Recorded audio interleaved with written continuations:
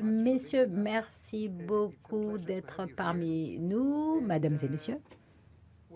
Mesdames et messieurs, nous allons essayer de nous en tenir au temps.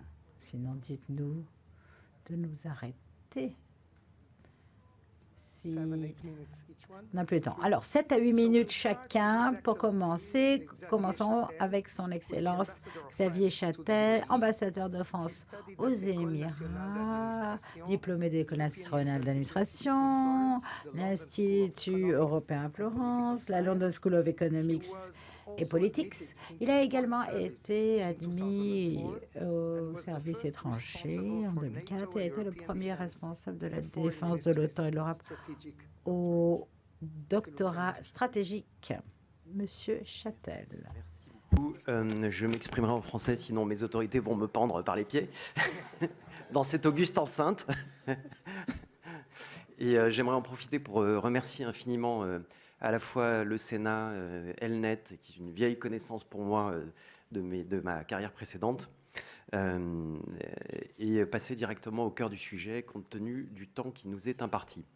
La première chose que j'aimerais rappeler en préambule, c'est, comme vous le savez, que la position bien établie de la France est qu'on se réjouit complètement des accords d'Abraham, qu'on les soutient et qu'on espère qu'ils auront des retombées positives pour le conflit israélo-palestinien et sa résolution selon les paramètres agréés.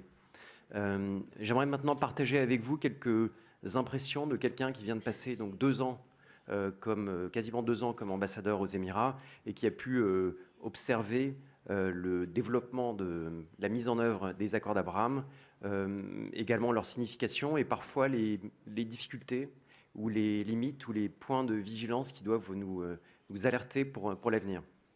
Et tout d'abord, j'aimerais peut-être, sans me placer vraiment en contrepoint, mais nuancer certains des propos que j'ai pu entendre auparavant, notamment l'idée répétée plusieurs fois de révolution copernicienne.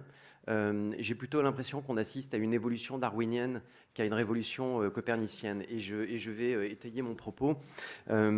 J'ai un souvenir très vif en 2015 d'avoir été dans une discussion avec le président Al-Sisi qui nous disait faites la paix, il faut faire la paix maintenant, c'est facile. Alors tout le monde le regardait évidemment d'un air un peu interloqué et il rappelait combien à l'époque Camp David, oui, là c'était dans des conditions différentes de guerre, là on était dans une révolution complète, une révolution copernicienne et dans des conditions où il était extrêmement difficile de faire admettre quelque chose comme un accord d'une telle portée, d'une telle importance. Et je pense qu'on peut avoir le même raisonnement à propos de Wadi Araba s'agissant de la Jordanie. Si on raisonne sur ce que c'est que ces accords Camp David, Wadi Araba, pour un pays comme Israël, qui est un petit pays sans la profondeur stratégique pour pouvoir se défendre face à des ennemis, un accord de paix avec les deux voisins qui, comme le rappelait Tsahi Hanekbi avant, sont les voisins qui pouvaient le submerger, qui pouvaient faire que tant de mes amis israéliens ont été réveillés dans la nuit par des coups à la porte qui leur disaient « il faut maintenant prendre le bus pour aller à la frontière ». Eh bien ça, les accords de Camp David de Wadi Araba mettaient fin à ça. C'était pas nice to have, c'était must have. Donc on est dans une dimension différente de la paix avec un pays qui est lointain, de l'autre côté d'un golfe éloigné, qui est un pays important, un pays influent, mais on n'est pas du tout, je pense, dans la même catégorie. Néanmoins, ça ne veut pas dire que ces accords, je parle en tout cas en ce qui concerne les Émirats, je ne me permettrai pas de parler pour les autres pays, et toujours avec une perspective française de quelqu'un qui habite aux Émirats. Ces accords sont néanmoins évidemment audacieux, on dirait disruptifs dans le jargon actuel, et réellement stratégiques. Et sur ce point, j'aimerais revenir d'abord sur un premier élément qui est que si on replace ces accords dans leur contexte, en fait, il me semble que la vision que je ressens au contact de mes amis émiriens toute la journée, c'est celle d'une perception qui est à la fois inquiète et pas sans un élément de ressentiment sur ce qui est perçu comme le retrait américain et l'étiolement de la garantie de sécurité américaine. Et donc dans ce contexte, les Émiriens, comme d'autres pays tiers de la région, voyant que l'Iran, par ailleurs, risque de revenir renforcé après un JCPOA, après l'accord sur le nucléaire, les Émiriens sont en train de regarder de nouveaux cercles de solidarité Et évidemment, la Chine n'est pas une alternative à la garantie de sécurité américaine, pas davantage la Russie, et qui plus est dans le contexte de l'horrible invasion de l'Ukraine par Vladimir Poutine. Donc ils cherchent d'autres options. Alors Israël n'est pas un pays qui donne des garanties de sécurité, mais c'est néanmoins une superpuissance du renseignement, une superpuissance du cyber, et d'une certaine manière un moyen de s'ancrer encore davantage dans la famille occidentale et de passer d'un régime d'assurance normale à une assurance premium. Voilà. Dans tout ceci, les Émiriens sont aussi en train de changer leur politique régionale et de passer à une logique d'essayer d'apaiser leurs relations avec l'environnement. C'est dans ces conditions qu'ils se sont en partie retirés du Yémen, dans ces conditions qu'ils ont essayé de changer leur rôle en Libye, dans ces conditions qu'ils ont repris langue avec la Turquie d'Erdogan, avec laquelle jusqu'à pas longtemps ils avaient des relations extrêmement difficiles.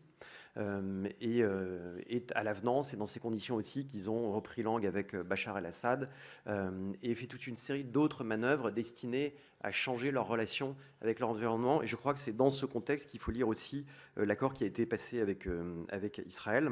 Alors, il est consolidé par le fait que les économies sont complémentaires, ça a été dit par plusieurs des orateurs précédents. On parle d'un pays qui est assis sur un paquet de capital. J'ai vu qu'il y avait des appels à ce que les tiers, l'Union européenne, etc., financent, mais rassurez-vous mes amis, ce qui ne manque pas aux Émirats, c'est le capital. Les trois fonds de souverains les plus importants du pays dépassent en cumulé le $1 trillion d'actifs sous gestion, et on est dans des quand on compare avec d'autres institutions européennes, on est dans une ligue tout à fait différente. Et donc, il y a une complémentarité évidente entre ce capital d'une part et d'autre part les capacités technologiques d'Israël. Un ministre émirien me disait d'ailleurs il n'y a pas longtemps que la manière dont les Émiriens se voyaient était un mix de Singapour et d'Israël. Et je trouvais ça tout à fait intéressant et révélateur comme comparaison. Donc, comme de juste, les Émiriens font tout pour essayer d'ancrer cette nouvelle relation qu'ils ont nouée avec Israël, et ils le font de plusieurs manières. D'abord, dans le domaine économique, ils viennent de conclure, là, tout début avril, un CEPA, donc Comprehensive Economic Partnership Agreement, très important à leurs yeux. Ils viennent d'en conclure un également avec l'Inde. Dans le domaine stratégique, ils ont eu cette réunion avec Asdeh Boker, avec des ministres des Affaires étrangères de tous les pays des accords d'Abraham. Ils essaient d'ancrer également dans le paysage symbolique cette relation avec, par exemple, ceux qui se promènent en ce moment à Abu Dhabi verront que pas très loin du Louvre, sur l'île de Saadiyat, du Louvre Abu Dhabi, est en train d'émerger un complexe avec 3 bâtiments blancs magnifiques qui sont en fait les bâtiments de la maison abrahamique, avec une église, une mosquée, une synagogue. Et les Émiriens essaient, voilà, Vous avez raison d'applaudir parce que c'est remarquable. Et ceci s'insère plus généralement dans un concept de tolérance qui pousse très fort et qui se comprend dans une société où les nationaux représentent 10% de la population. C'est 10% les Émiriens, c'est 900 000 Émiriens nationaux sur à peu près 10 millions. Donc la tolérance, c'est un principe d'organisation et même de survie de la société. Mais néanmoins, et c'est peut-être le point le plus important à mes yeux à souligner dans le temps qui me reste, ces progrès restent fragiles. Et comme il a été dit notamment par M. Navon précédemment, on est dans une région dans laquelle les alliances ont changé, et elles ont changé parfois sur des périodes relativement courtes. En 1976, les Américains étaient les premiers fournisseurs d'armes des Iraniens, et en 1979, le nid d'espions, comme il était appelé par les Iraniens à l'époque, était pris d'assaut avec des otages par les mêmes Iraniens. Donc les choses peuvent changer, elles peuvent changer assez rapidement, et je pense que ce serait une erreur de croire, quand on analyse l'histoire récente de la région, que tout est irréversible. D'abord, il ne faut pas sous-estimer les réticences qu'il peut y avoir dans la population. J'aimerais rappeler plusieurs points pour étayer ce propos. Un ancien ministre émirien rappelait il n'y a pas longtemps que la paix avec Israël, bien davantage que toutes les évolutions sociétales très profondes du pays, déchariatisation du droit des étrangers, libéralisation de la société, autorisation des unions libres pour les non-musulmans, etc., c'est des choses qui n'ont lieu nulle part ailleurs dans la région. Eh bien, par rapport à ça, vous nouer un rapport avec Israël, c'était le tabou des tabous. Et cette perception, elle existe encore dans la société, même si tout le monde ne vous le dira pas. Le même Ali Al-Noaimi que vous avez vu parler tout à l'heure à l'écran me rappelait qu'au moment d'annoncer les accords d'Abraham, lui et une autre personne dont je tairai le nom avaient littéralement retenu leur souffle. Et au lendemain de cette annonce, les majlis n'étaient pas sans agitation. Donc il y a, dans la société civile, il y a des gens qui ne sont pas forcément à l'aise avec cette évolution, et il faut avoir l'honnêteté de se le dire. Et ils le sont, cette difficulté qu'il peut y avoir, parfois, je ne dis pas qu'elle est majoritaire, mais elle est là, et elle est substantielle. Non, elle est substantielle. Et elle l'est d'autant qu'il y a des difficultés sur le volet israélo-palestinien. Et j'aimerais revenir sur 3 épisodes à l'appui de ce propos. Le premier, c'est avant la conclusion, au moment de la conclusion des accords, donc en mars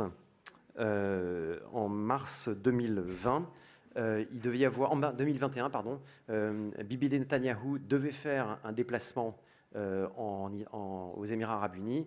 Ce déplacement a été annulé. Ce déplacement a été annulé à cause de la situation, des difficultés avec l'accès du prince héritier jordanien sur l'esplanade des mosquées qui était répercuté sur le plan de vol de Netanyahou. Deuxième épisode, Gaza. Il y avait eu assez peu de réactions officielles. Ouais, one minute, ok. Troisième épisode, la situation qui a lieu en ce moment sur l'esplanade des mosquées, où les Émiriens ont changé de ton publiquement, ce qu'ils n'avaient jamais fait auparavant, avec convocation de l'ambassadeur israélien aux Émirats, par la ministre Rima Al-Hashimi, déclaration publique, etc., ce qu'ils n'avaient jamais fait auparavant. Et puis enfin, on a des sondages qui valent ce qu'ils valent, faits par la Konrad Adenauer Stiftung, qui montrent qu'il y a 43% des Émiriens qui n'ont pas une image favorable d'Israël. Donc pourquoi je dis ça? Parce que c'est important de considérer que c'est un acquis, un héritage, mais ce n'est pas un acquis. C'est quelque chose qu'il faut protéger, développer, continuer de crédibiliser. Et j'aimerais, pour conclure, rappeler qu'il y a aussi des difficultés ou des risques qui peuvent venir du côté iranien.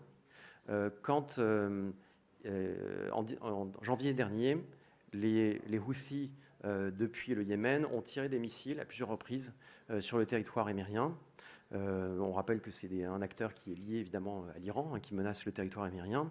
Ils tiraient normalement tous les lundis, donc le 17 janvier, le 24 janvier.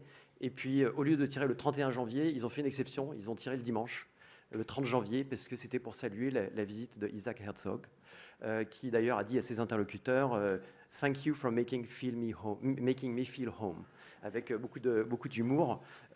Et donc je dis ça parce que ça veut dire que la présence et le développement de la présence israélienne aux Émirats fait l'objet d'un suivi attentif et un peu menaçant de la part des Iraniens de l'autre côté du Golfe, et que c'est pas quelque chose que je pense, c'est quelque chose que je sais.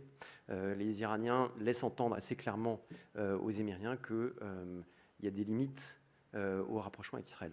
Donc je mentionnais ceci parce que je pense que dans l'ensemble de notre propos, il faut, oui, appuyer ces accords, oui, appuyer leur développement, mais il faut assurer qu'ils continuent d'avoir des retombées positives pour le conflit israélo-palestinien. 63% des Émiriens dans le sondage de la Konrad Adenauer Stiftung ne sont pas optimistes sur le fait que l'accord apportera des avancées sur le volet israélo-palestinien. On a donc quelque chose qui est précieux, mais qu'on ne peut pas considérer comme acquis et qu'il faut continuer de consolider, y compris dans le rapport aux Palestiniens. Je vous remercie.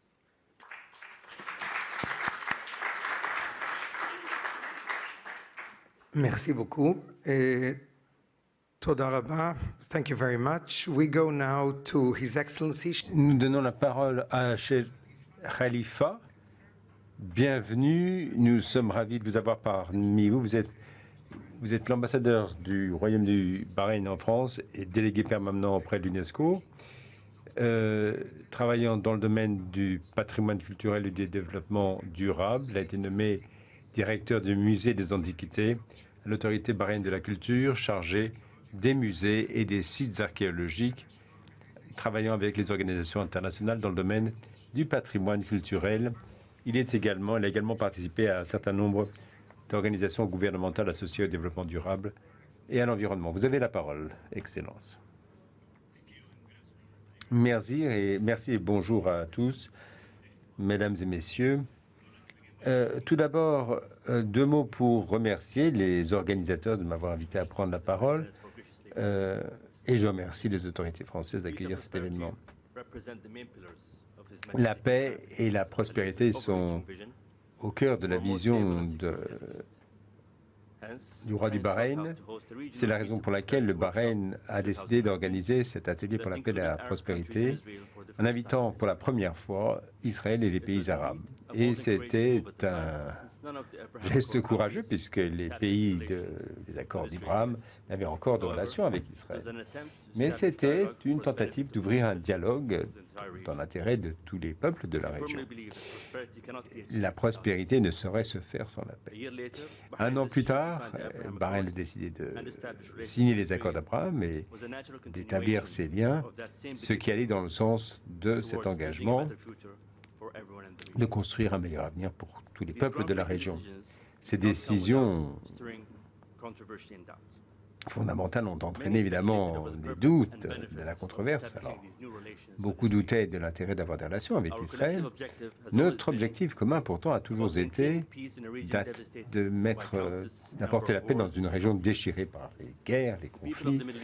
Et les peuples du Moyen-Orient ont été les premières victimes de ces guerres et méritent une meilleure vie, mais cela ne saurait se faire sans assurer la paix, la sécurité dans la région. Et la paix ne peut se faire de jour au lendemain, mais nous savions que notre décision était un pas allant dans le bon sens, puisque nous apportions l'espoir dans le cœur, les esprits, les peuples de la région.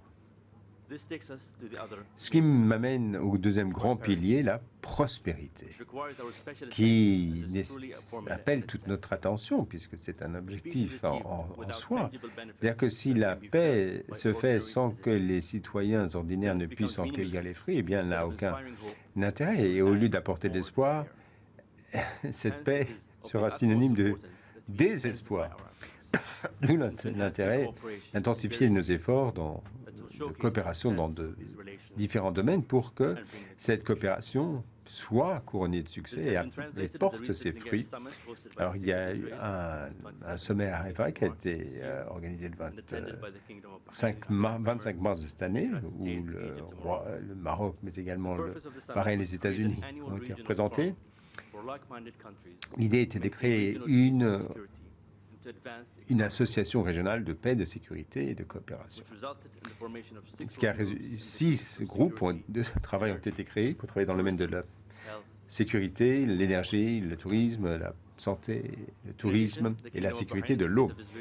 Le Royaume de Bahreïn et Israël ont signé un tout premier accord de paix dit chaude plutôt que froide. Ce sera une feuille de route qui visait différents domaines d'intérêt mutuel et qui apporterait des avantages, des bénéfices sur le plan de la sécurité de l'eau, la santé, la sécurité, la paix, le commerce, les échanges, la sécurité.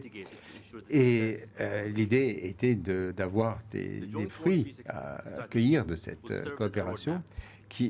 Les premières étapes de cette stratégie étaient effectivement une feuille de route, pas simplement pour Israël et Bahreïn, mais toute la région. L'idée étant d'apporter la preuve qu'avec la paix vient la prospérité pour dissiper tous les doutes sur l'efficacité des accords d'Abraham et pour vraiment transformer la vie des gens de la région. Pour ce qui est des adversaires de la paix et de la sécurité, ceux qui veulent propager l'extrémisme, la division, ces acteurs de la destruction allaient perdre toute crédibilité dès lors que le peuple voit que la paix améliore la vie de tout le monde. Parce qu'à ce moment-là, comment montrer que comment ne pas voir que les avocats de la guerre et la division n'amènent que la misère et le désespoir dans leur région. D'où l'idée d'avoir à opposer à ces messages destructeurs un message positif de construction pour que le Moyen-Orient soit une région plus prospère et plus pacifique.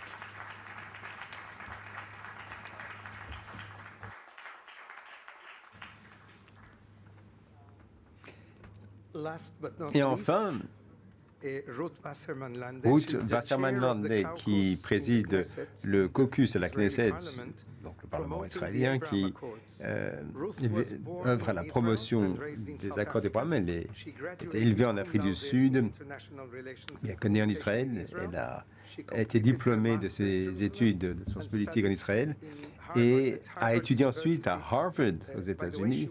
Et à propos, elle a passé 3 ans dans l'armée de terre, dans le service de renseignement. Elle avait le grade de capitaine, presque 3 ans. Ça mérite d'être souligné. Et elle a passé 13 ans dans les services diplomatiques, dont 3 ans au Caire, si j'ai bien compris. En tout cas, Ruth est également conseiller des affaires étrangères de Shimon Peres. Bien avant les accords d'Abraham, elle travaillait déjà sur les options au niveau régional et elle travaillait déjà sur ce qu'allait devenir les accords d'Abraham. Ruth, merci Enrique pour ces propos chaleureux. Merci d'avoir la patience de nous écouter encore si tard, après près de 4 heures d'échange. C'est un immense plaisir d'être entouré de ces ambassadeurs qui me joignent dans ce panel. Je tiens à remercier Claude pour tout ce que vous avez fait et pour réunir toutes ces personnalités exceptionnelles, ce qui n'était pas évident. Elnet, bien sûr, qui a créé cette plateforme dans laquelle se déroule cette conférence, et puis le Sénat français qui accueille cet événement. 2 mots sur ce que fait notre caucus à propos. Je ne suis pas... on n'a pas le droit de parler plus d'une minute. C'est pour ça que le micro se coupe au bout de 59 secondes. Voilà, c'est un signe du ciel. Bon, peu importe. Le caucus est mené par moi-même et mon co-président, qui est un membre du Likoud. Alors, avoir un membre de l'opposition et la coalition qui siègent dans la même instance, c'est quand même quelque chose d'extraordinaire, mais c'est la preuve même que les accords d'Abraham en Israël, c'est l'une des seules choses qui dépasse la politique, c'est-à-dire que c'est un accord qui est accepté, qui est promu, défendu au-delà des divisions politiques. Et donc, c'est aussi bien les membres de la coalition que l'opposition adhèrent aux accords d'Abraham. Il n'y a pas d'opposition, peut-être à l'exception d'une toute petite portion des membres de la Knesset sur la liste Arabes unis qui sont contre la paix. Mais enfin, à part ça, au-delà des divisions politiques, tout le monde se rejoint dans les accords d'Abraham. Alors ce caucus, comme on l'appelle, c'est une plateforme, comme toutes les commissions de la Knesset, c'est-à-dire qu'on peut s'en servir.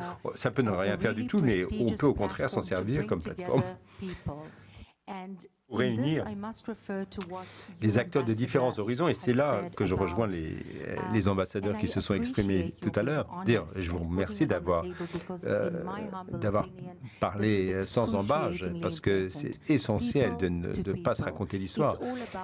C'est vraiment des accords de paix entre les peuples. Et j'en sais quelque chose, parce que moi-même, en tant qu'Israélienne, en tant que diplomate israélienne juive, donc j'ai passé 3 ans en Égypte dans la diplomatie, et connaissant l'Égypte, j'étais l'incarnation du diable pendant toutes ces 3 années, pas simplement pendant un jour. Et donc pour moi, je dis que ce n'est pas simplement une question de relations intergouvernementales et tous les... Alors, il existe des accords de coopération stratégique entre Israël et l'Égypte. Mais il faut que ces accords au niveau gouvernemental arrivent jusqu'au peuple pour que le peuple puisse recueillir les fruits, les dividendes de la paix et puisse surmonter leurs craintes, leur méfiance envers le pays qui a signé la paix avec le leur. Un exemple, en Égypte, la grande majorité des gens ne connaissent aucun Israélien. Il n'y a aucune communauté juive qui survive en Égypte. Alors, en Israël, la question ne se pose pas en ces termes, mais vous avez avez des touristes qui voyagent, mais ils ne représentent pas la nation d'Israël. Il y a vraiment un travail à faire entre peuples, enfin des activités sur le terrain pour ramener des gens de milieux différents pour qu'ils apprennent à se connaître, qu'ils puissent comprendre les intérêts qui servent leur nation. Je parle également de chercheurs, de scientifiques, d'acteurs culturels qui doivent pouvoir se retrouver. Et c'est ça, le caucus doit être une plateforme qui réunit, une plateforme de prestige qui réunit des gens de qualité. Ça peut être des jeunes dirigeants, ça peut être des économistes, des financiers, des artistes, des femmes, des journalistes, enfin, des représentants des mouvements féministes, enfin, peu importe. L'idée, c'est de pouvoir, enfin, chacun a ses réseaux, mais il y a des acteurs sur le terrain qui peuvent faire bouger les choses. Mais c'est eux qui doivent se trouver. Si vous ressentez qu'il y a une valeur ajoutée, une possibilité de mettre en avant des personnalités, ou même peut-être quelquefois des gens inconnus, mais qui pourraient pouvoir entrer en contact avec des Israéliens dans leur domaine d'activité, nous pouvons, nous ne demandons pas mieux que de les accueillir. Nous les inviterons à prendre la parole à la Knesset, mais des gens de la société civile. Je ne dis pas d'envoyer des représentants des gouvernements. Je parle de représentants de la population civile, des acteurs du monde culturel, scientifique. J'ai un exemple. Nous avions organisé un événement à la Knesset il y a quelques jours où vous aviez une jeune délégation du Bahreïn. Et pour moi j'aime mon pays, j'ai servi mon pays en Égypte en tant que femme juive israélienne.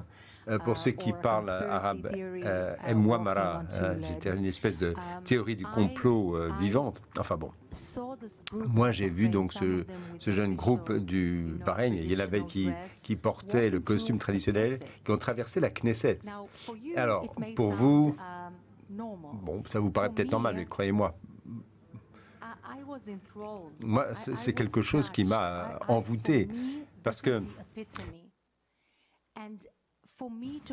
pour moi, c'est quand même ça, pouvoir survoler l'Arabie Saoudite pour me rendre à Dubaï, pour moi, c'est extraordinaire en tant qu'Israélienne.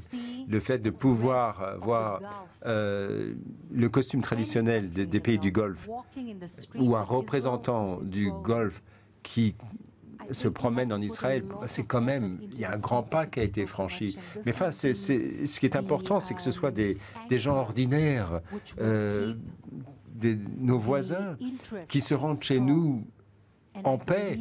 Et je crois beaucoup au pouvoir, disons, au pouvoir du peuple pour porter la paix, puisque c'est vraiment un niveau très charnel. Les émotions des gens, c'est ça qui fera que la paix se maintiendra. Je vous remercie.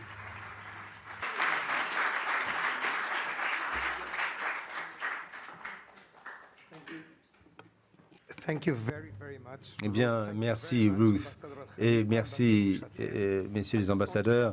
Une dernière chose, j'ai lu une fois dans un journal une annonce. Il était dit, la conférence annuelle des 10 heures de Bonaventure a été reportée en raison de circonstances inattendues. Donc, la nouvelle réalité des accords d'Abraham, c'est que les dirigeants et les gens ordinaires doivent pouvoir remettre en question leurs idées reçues. Mais cela pourra se faire avec votre aide. Merci beaucoup.